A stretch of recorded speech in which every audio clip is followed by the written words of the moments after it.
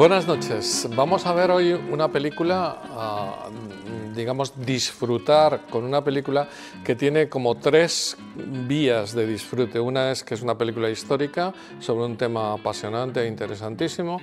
Segundo, que es una de las mejores películas, si no la mejor, de Stanley Kramer, uno de los directores más interesantes que existen. Y luego una tercera, que también se podía hablar muchísimo, es sobre el sistema jurídico y todo lo que significa en esta película, que es una película sobre todo de juicios, lo que fueron las leyes de crímenes contra la humanidad, etc. La película se llamó en España Vencedores o Vencidos, el año 1961. En realidad el título original es el que acaba de salir aquí, Judgment at Nuremberg, los juicios de Nuremberg.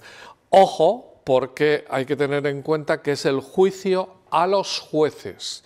Hay un juicio tremendo en Nuremberg, que es el famoso de todo, que todo el mundo conoce, que es el juicio a los jerarcas nazis, aunque muchos de ellos, Himmler, Goebbels, el propio Hitler, Bormann, no estaban allí, algunos se habían suicidado y otros no se sabe, Bormann no se sabe si murió o no huyendo, y el más grande que había era Göring, de todos los, sí que había muchísimos ministros, y como Speer y militares como Keitel o Dönitz. Bueno, pues ese es el gran juicio de Nuremberg, sobre el que se acaba de estrenar una película hace 2 días y que se hizo una miniserie sobre el mismo tema que estaba protagonizada, que recordarán, por Alec Baldwin haciendo el papel del fiscal norteamericano que llevó a cabo el hecho, y Brian Cox haciendo de Göring, que es el personaje más importante de los que fue juzgado en Nuremberg. En este caso es Kenneth Branagh el que hace de Göring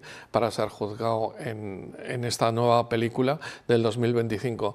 La primera es de Yves Simoneau, que es un director canadiense, y esta última es de James Vanderbilt. Estas son las dos películas, y por cierto, las dos están hechas con un segundo protagonista, digamos, aunque más en esta última, que es el famoso psiquiatra Kelly, que fue el que hizo los interrogatorios de todos los procesados para ver si estaban locos o no estaban locos, o si se les podía procesar o no. Pero es mucho más interesante, y por eso a veces lleva a confusión, el otro fiscal, que es el que escribió el libro, Leon Golderson.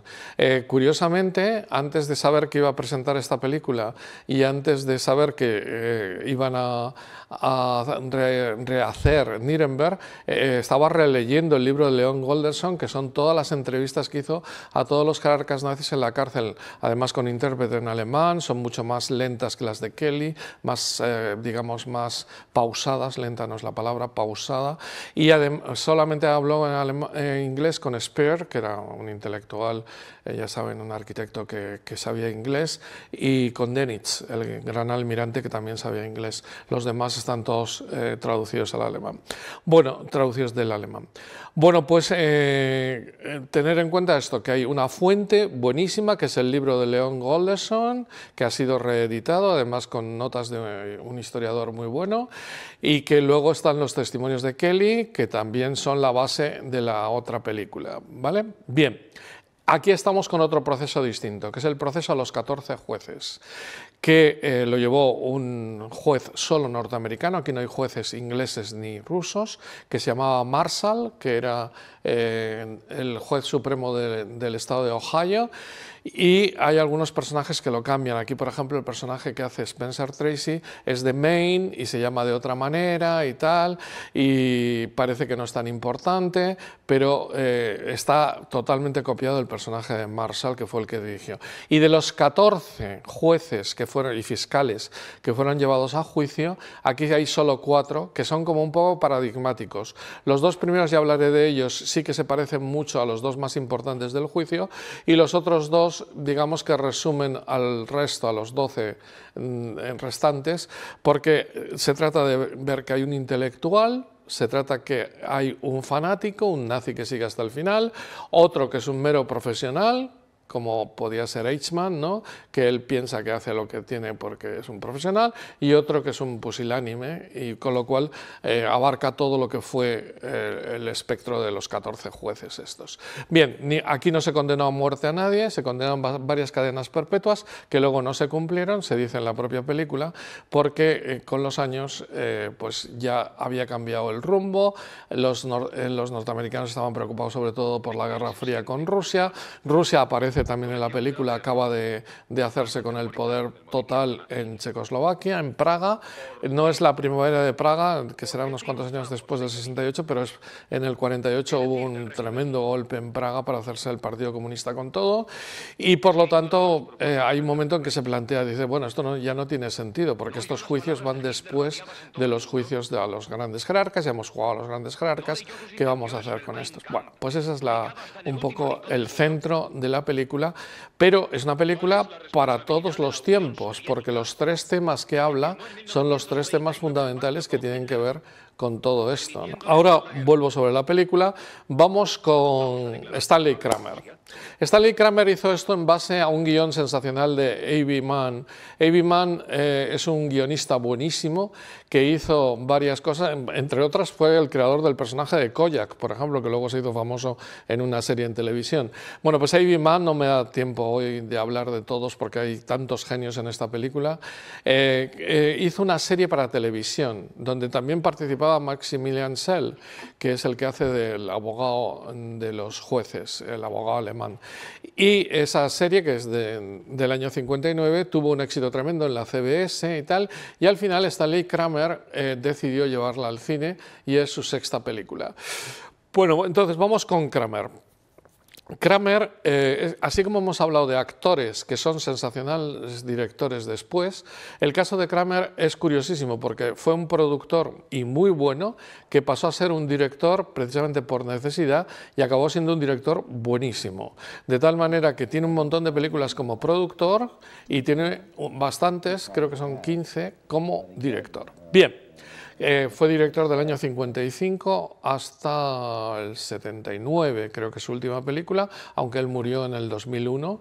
Él era de origen judío, pero nació en ese barrio que se llama la cocina del infierno, ¿no? Hell's Kitchen, donde es un barrio interesantísimo que hay en el East Side perdón, en el West Side, no en el West Side arriba, sino en el East Side, pero más o menos en el medio, termina más o menos en Columbus, en la zona donde empieza Central Park, donde llegaron los primeros emigrantes de países, digamos, que tenían poco asiento en esa punta donde estaba Chinatown, Little Italy, Bueno, pues ahí sobre todo llegaron irlandeses, muchísimos irlandeses, pero también llegaron italianos de segunda hora, por ejemplo, Vito Corleone, lo cita en El Padrino, que vivió primero ahí, y Robert De Niro nació ahí, en fin, es un barrio interesantísimo que tiene todo ese sabor de los emigrantes. Ahí creció, intentó estudiar, iba a hacer Derecho, pero al final se metió en el mundo del cine porque tenía algún pariente,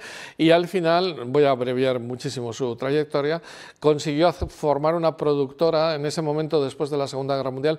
Durante la Segunda Guerra Mundial participó en las películas de cine que se hacían en Nueva York bajo Frank Capra, y fue un ayudante de todas estas películas que se hicieron durante los años de la guerra. No fue a la guerra como Ford y otros, pero estuvo allí trabajando con Frank Capra, que se quedó y que era el jefe total de todo. Creo que tenía el título de coronel o una cosa así, Frank Capra. Bien, el caso es que al terminar hubo una explosión de pequeñas productoras, entre ellas John Ford, William Wyler, etcétera, montaron pequeñas, Frank Capra mismo, y él decidió montar una pequeña con 3 o 4, y entre ellos el más importante con Carl Foreman. Carl Foreman es un guionista y productor de primer nivel, pero que estuvo en las listas negras del macartismo. A él se deben, por ejemplo, el guión de Solón del Peligro. En fin, es un tipo sensacional que de alguna manera formaron un equipo muy bueno e hicieron algunas películas como Hombres, de Fred Zinnemann, El ídolo de barro, que fue su primer éxito, de Kirk Douglas, en fin, una serie de películas que le hicieron estar digamos, un poco en el candelero, y entonces fue la Paramount, le contrata, Harry Cohn, el gran jefe de la Paramount, perdón, de la Columbia, me he equivocado, de la Columbia, le contrata, y siendo el gran jefe de la Columbia, Cohn pues le da permiso para hacer diversas películas, pero no acaba de triunfar ahí. Y la única fue cuando ya se iba, hizo El motín del Caine, la famosa película con Humphrey Bogart, de este capitán que medio tocaba un poco de un barco, y es una película también muy judicial, tremendamente interesante. Bueno, pues resulta que ese fue su éxito y ya se estaba yendo, y volvió a montar otra productora, y a partir de ahí ya decide ser director. Como Cal Foreman estaba ya siendo perseguido por el macartismo, le ayudó en algunos guiones y al final desapareció, y él tuvo que dirigir directamente todas las películas personalmente. Él no tuvo problemas, aunque tenía fama de ser del Partido Demócrata y bastante liberal, no tuvo problemas con el macartismo, pero casi tuvo que estar siempre precavido, aunque realmente no le impidió el hacer las películas. Por ejemplo, tiene unos temas sensacionales sobre el racismo. Él es el autor de Fugitivos, esa película impresionante en la que Sidney Poitier, que es un preso negro, y Tony Curtis, que es un preso blanco, tienen que huir juntos y van encadenados, y entonces todo lo que sucede en la relación de un afroamericano con un blanco en los años 50.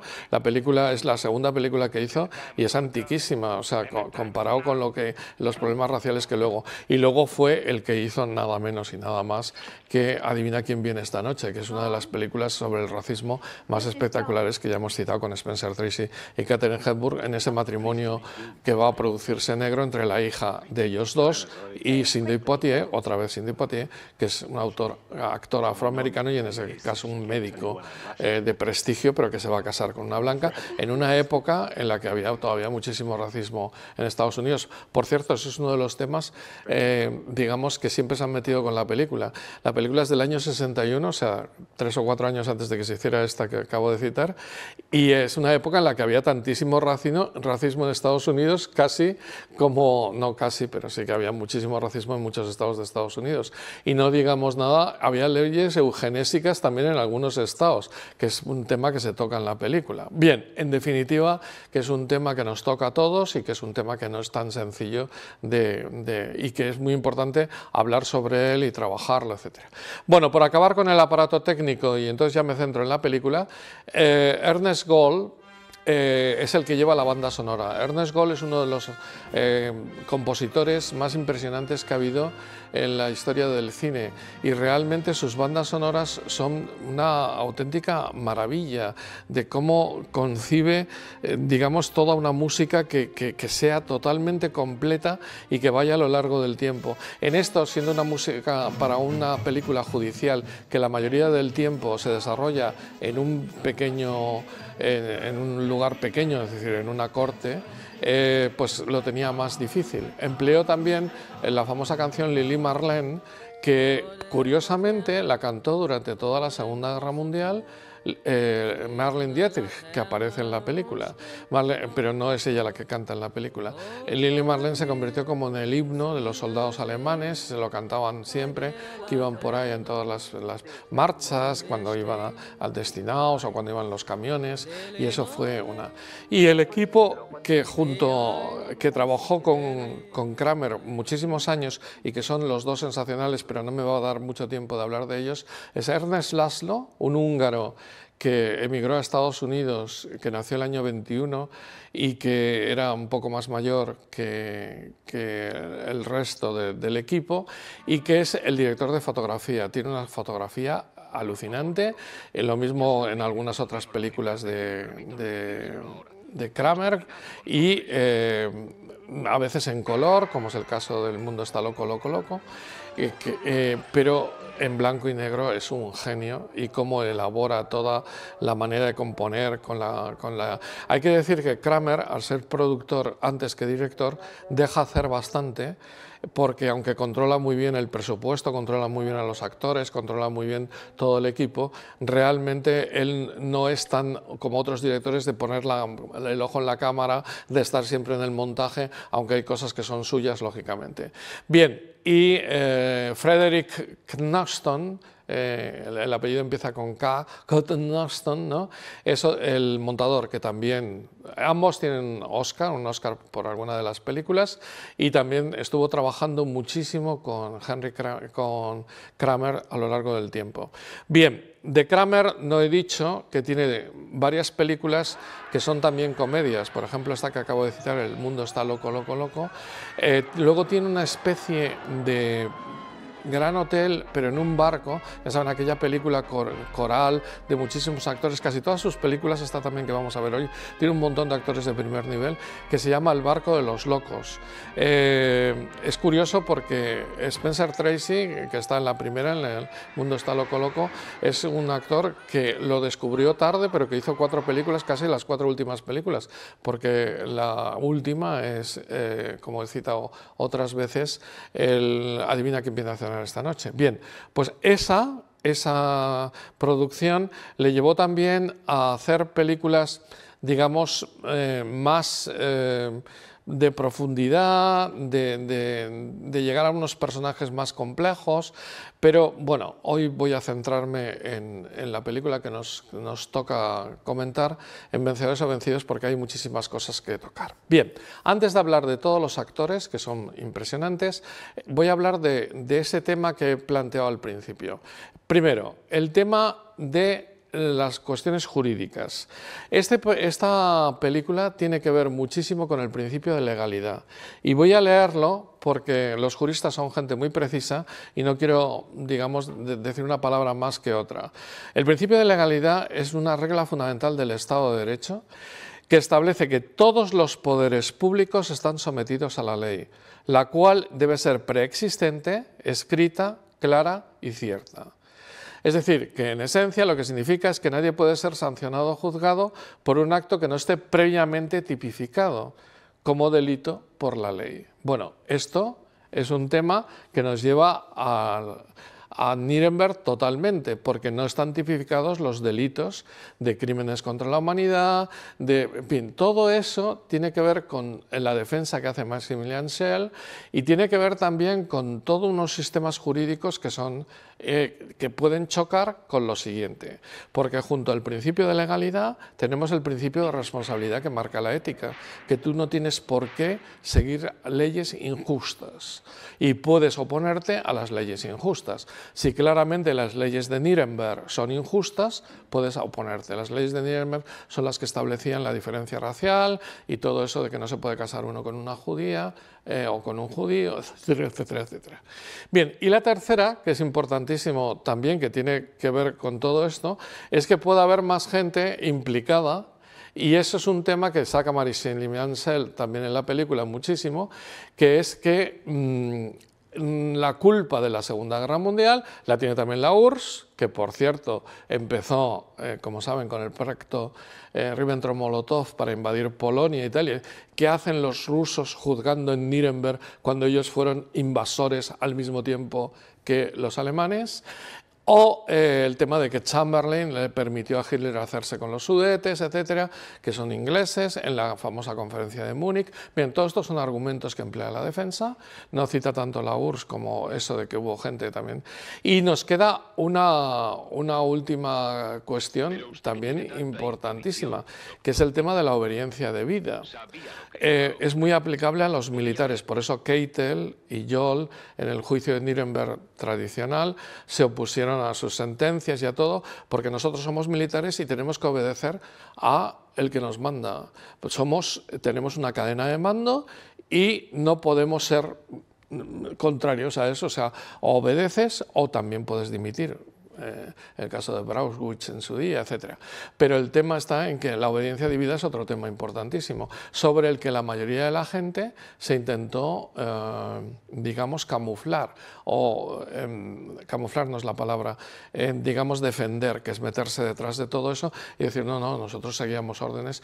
Goering, incluso en el famoso tribunal de Nuremberg, el de los jerarcas nazis, llega a decir que él es el único responsable, que no tienen que juzgar a los demás, porque yo yo sí era el segundo del régimen y mandaba un montón, pero los demás obedecían.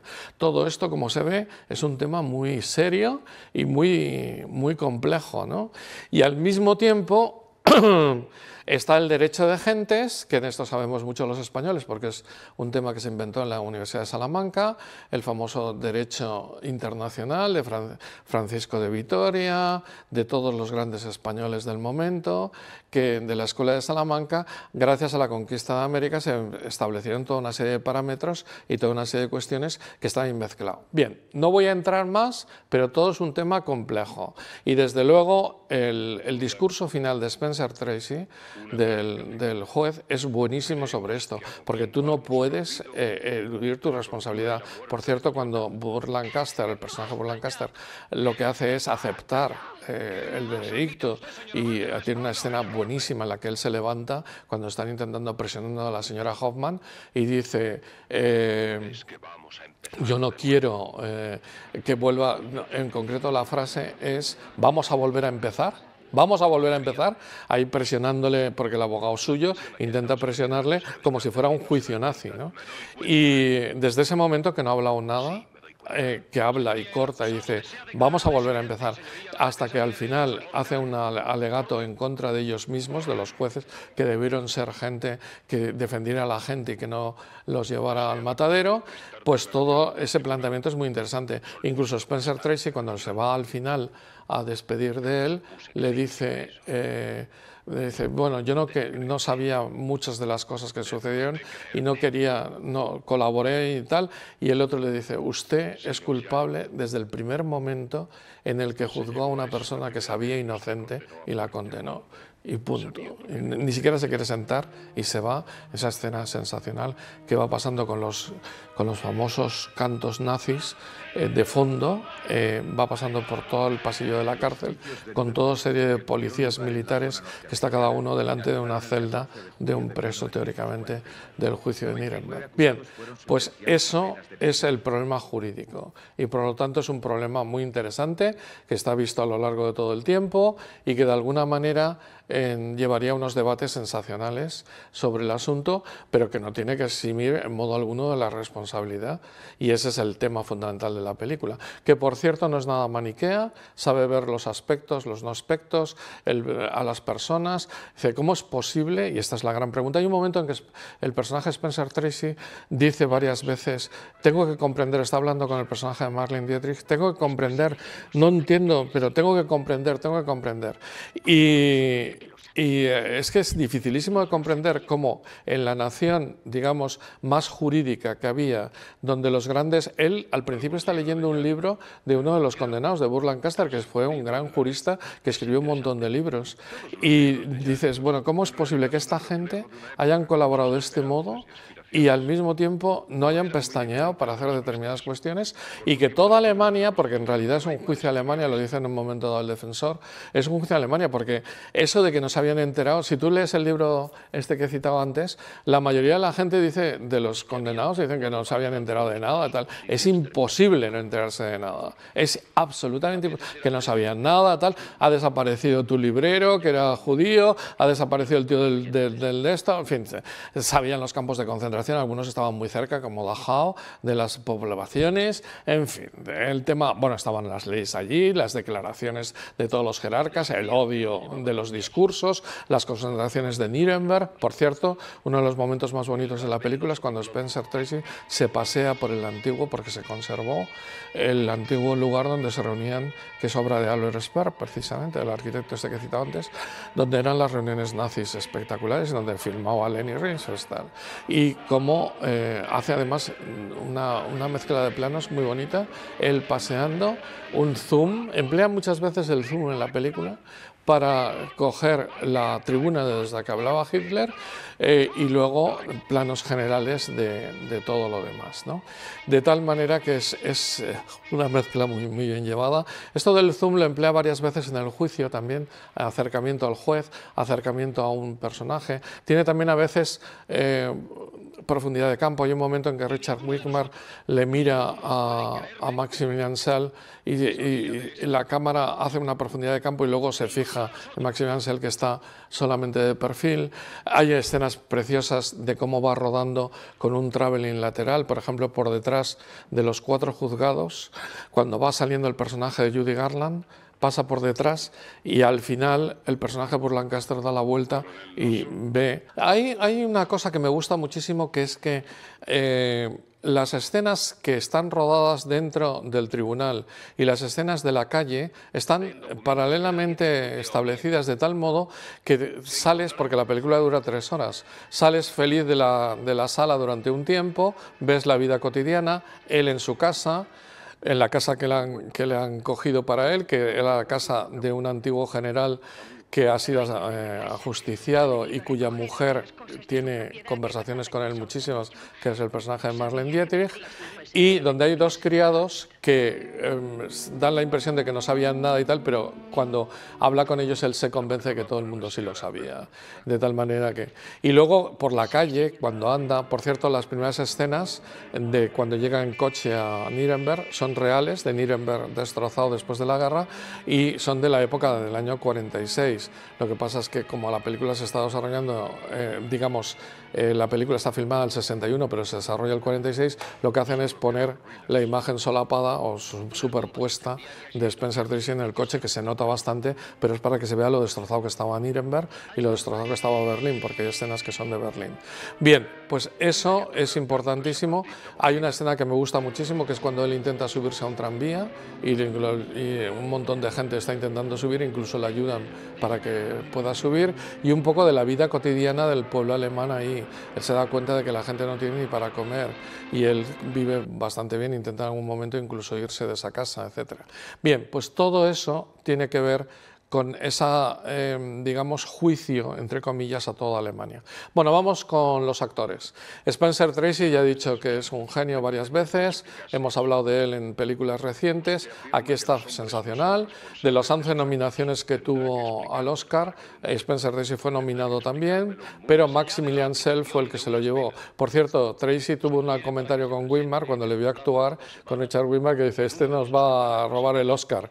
Se lo dijo cuando empezó Maximilian Schell, y así fue. Al final Maximilian Schell se ganó el Oscar. Spencer Tracy aquí hace de un personaje, de un juez que viene de Maine, que no es tan importante, que es republicano, que tal, que no sé qué, y que sirve como conductor de hacerse planteamiento tal. Y su última escena, la escena que dura 11 minutos, en la que él habla, el discurso lo hizo seguido, porque como expliqué el otro día, se sabía los papeles fenomenalmente bien. Y ese discurso seguido, para que no se haga pesado, está tomado desde diversos puntos de vista por las distintas cámaras que puso Kramer, pero realmente él está siguiendo, el discurso fue todo seguido. Es una escena que hay montaje, pero de las distintas cámaras. Bien. Burt Lancaster venía de ganar el Oscar nada menos que por El fuego y la palabra el año anterior, y le buscaron al final para hacer el personaje de Janning, que es este juez intelectual y buenísimo, que en la vida real se llamaba Schlagelberger, que es y que digamos que es casi exacto como era él. Fue ministro de Justicia 1 año y pico, y cuando se jubiló el año 42 Hitler le dio un montón de dinero y con él se compró una finca como regalo, o sea que había estado impregnado. Se hizo el partido nazi tarde, el 38, pero aquel juez impresionante que escribía libros anteriormente pues se convierte en eso, y es un personaje importantísimo en la película. Lo iba a hacer Laurence Olivier, que por cierto da muy bien en el papel de nazi, luego lo hará en otras películas, pero pese a ser un británico tal, pero se casó y se fue de luna de miel, y al final buscan a Burt Lancaster, que lo hace fenomenal, además estaba recién oscarizado y tal. Bien, el papel de Richard Widmark, de este coronel norteamericano que es el fiscal, es un papel mucho menos para lucirse, porque él interviene muchas veces, incluso interviene demasiado, es casi como fiscal, no solo como fiscal, sino casi como testigo, porque él es el que pone los famosos documentales de los campos de concentración en la sala. Por cierto, Kramer se los puso a todos los que participaban en la película, se los puso al inicio del rodaje para que vieran que estaban trabajando en un tema muy serio y que no podía ser jiji jaja, que esto es un tema muy serio, muy serio, muy serio.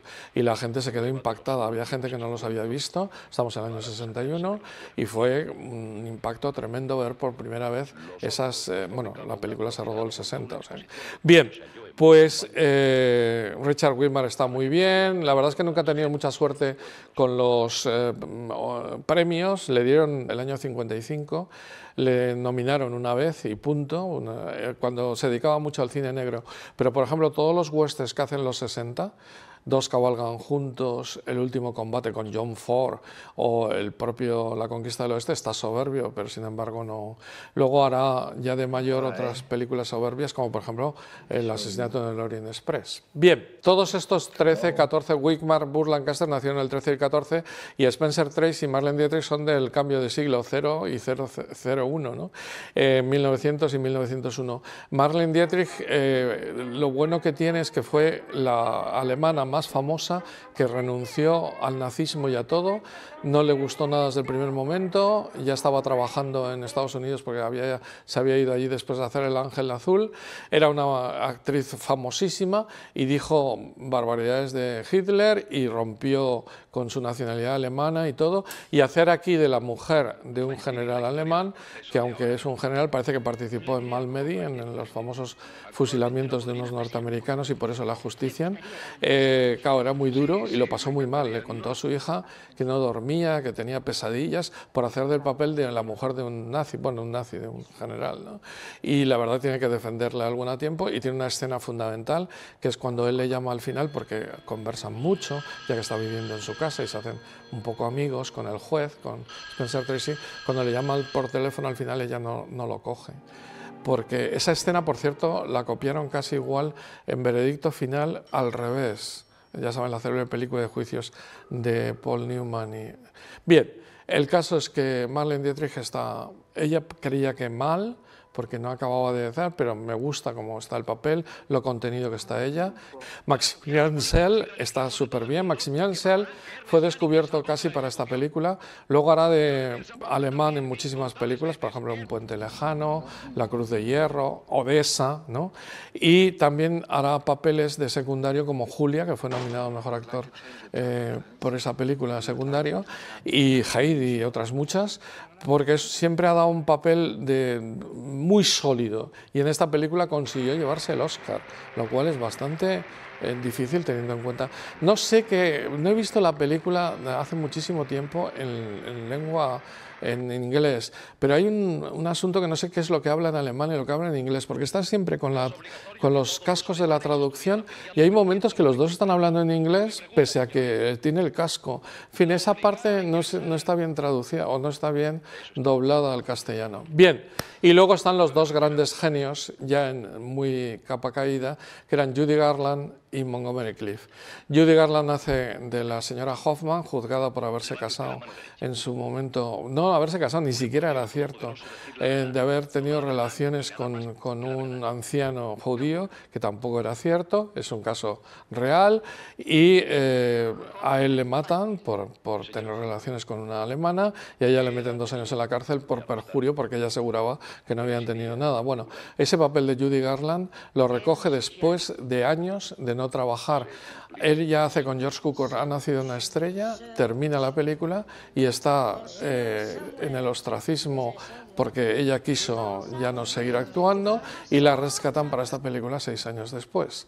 Por cierto, el otro día no conté que George Cukor Ha nacido una estrella, le cortaron la película tanto que él no se sentía autor del asunto, y precisamente consiguieron los trozos que habían cortado, y le intentaron hacer un homenaje todos sus amigos y tal para que viera la película completa, y el jueves era el homenaje en un cine y murió el martes, no pude ver ese, y la pasaron de todos modos y la gente lloraba porque acababa de morir Josh Cukor, y entre ellas la actriz fundamental de la película es Judy Garland, que ya estaba muerta entonces, porque murió en el año 66 de sobredosis, lo mismo que Montgomery Clift, que hace aquí el papel atormentado. Montgomery Clift había tenido un accidente de coche tremendo al hacer El árbol de la vida y había quedado la cara un poco deformada, y con esa cara un poco deformada hizo muy poquitas películas, entre ellas esta, que casi habla con los hombros. Buscó una especie de chaqueta más amplia para hacer, y está soberbio, aunque estaba un poco mal de memoria desde el accidente y le permitieron que no dijera exactamente lo que quería, pero dijo lo que, o sea, lo que estaba en el guión, dijo lo que quería, pero perfecto. La gente, cuando terminó la actuación de Montgomery Clift, empezó a aplaudir con entusiasmo, y solamente hará más tarde Freud y otra más, y también se murió de sobredosis. Dos historias tremendas, las de Judy Garland y las de Monty Clift, que los dos llegaron a ser grandísimos actores y acabaron mal. Bien. Y William Shatner hace el capitán Byers, es está jovencísimo, pero aparece mucho en la película, es el de Boston Legal y sobre todo el capitán Kirk de Star Trek. Y me queda Warner Kleffberger, que era el único que estaba en la miniserie esta que he dicho de televisión de la CBS, haciendo el mismo papel, el papel de Han, que es el nazi, ¿no? Por cierto, aparece en la película un momento Paul, que es el que dice que sigue siendo súper nazi. Aparece un momento en una conversación en el jardín o en el patio donde están. Ese Paul fue el único que aparece en la película que fue ajusticiado, porque ese era director de un campo de concentración y uno de los SS más altos, y fue ahorcado años después en otro proceso y tal, pero aparece ahí en la cárcel. Bien. Y la última cosa que hay que decir, bueno, Warner Kerpeler lo hace fenomenal, ya había hecho el papel antes y aparece también como alemán en otras películas de Hollywood.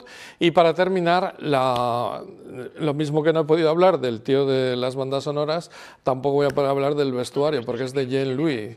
Jean Louis, o Louis escrito, es un director de vestuario francés que fue el non plus ultra durante muchos años de toda Hollywood. De hecho, es el que vestía a Rita Hayworth, el famoso vestido de Hilda y tal, y la Dama de Trinidad y tal, y otras muchísimas actrices a lo largo del tiempo, y que también fue nominado por esta película. Por cierto, fueron nominados también a mejores actores secundarios Judy Garland y Monty Clift, los dos. Y este es el año que ganó a mejor película West Side Story, y lo tenía difícil, Vencedores o Vencidos, pero la verdad es que salió bastante bien parado con 2 Oscars y 11 nominaciones. Y Jean-Louis es también el que hizo el famoso vestido de Marilyn Monroe, que aparece cuando John Fitzgerald Kennedy cumplía su cumpleaños cantándole Happy Birthday to You, y tiene una cantidad de vestidos famosísimos a lo largo de todas sus películas. Prácticamente hay actrices que solo lucieron su vestido súper bien, ¿no? Como este de Hilda que acabo de decir. Bueno, tengo que cortar porque me he pasado del tiempo. Película impresionante, denle en tiempo, porque al durar 3 horas y ser una película judicial, a veces parece que va lento la cosa, pero sin embargo, si van pensando sobre todo lo que hablan todos, los argumentos, las actuaciones soberbias de todos, esta es una película coral súper bien actuada totalmente, y todas las reflexiones de Spencer Tracy, al final se quedarán con un peliculón de primer nivel, de esas películas que va creciendo con el tiempo y que cada vez que la veo me gusta más, y cuando más sabes sobre el Nuremberg y lo que ocurrió ahí me gusta todavía más, etcétera, etcétera. Y es una maravilla poderla disfrutar esta noche.